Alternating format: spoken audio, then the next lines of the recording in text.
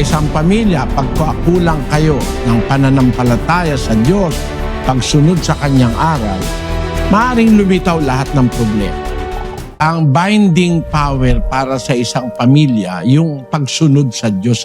Sabi nga nung mga kawikaanong Amerikano nung araw, the family that prays together stays together. Kuminsan ang kulang sa mga pamilya, yung pagkilala sa Diyos, pananalangin, yung pagsunod sa aral.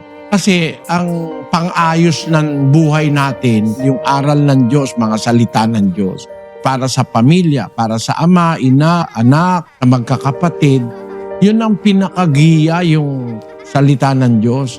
Sa isang pamilya, pagkakulang kayo ng binding power ng faith, ng pananampalataya sa Diyos, pagsunod sa Kanyang aral, maaaring lumitaw lahat ng problema. 9:12 ng Ecclesiastes. Basahin natin. Sapagkat hindi rin nalalaman ng tao ang kanyang kapanahunan, kung paano ang mga isda na nahuhuli sa masamang lambat, at kung paano ang mga ibon na nahuhuli sa bitag. Gayon ang mga anak ng mga tao ay nasisilo sa masamang kapanahunan pagka biglang nahuhulog sa kanila. Maaaring ang tatay mo biktima ng masamang kapanahunan kaya siya nakulong, ano? Hindi ko naman sinasabing may kasalanan siya, pero nangyayari kasi yan sa mundo eh. Kaya nga kailangan tayo makarating doon sa kaharian ng Diyos eh. Doon wala nang problema. Dito marami, may masama kasing demonyo at satanas sa mundo eh. Kaya ang sabi ng salita ng Diyos, kung paano yung isda nahuhuli sa lambat, walang kamalay-malay isda, langoy-langoy siya. Pala lambat na yung napasok niya eh. Gayon din naman yung ibon, kakanta-kanta pa, no? Tapos biglang dadapo, hindi niya alam bitag pala yun. At yan, maaaring mangyari yan sa lahat ng tao. 9:2 ng Ecclesiastes.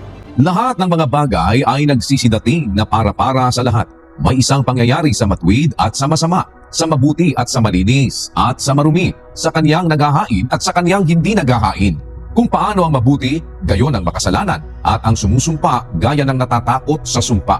May pangyayari sa matuwid, nangyayari sa masama.